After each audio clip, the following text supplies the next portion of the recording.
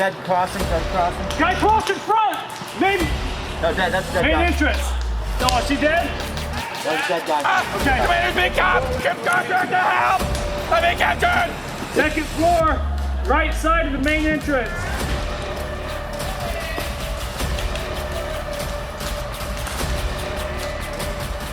Is that us?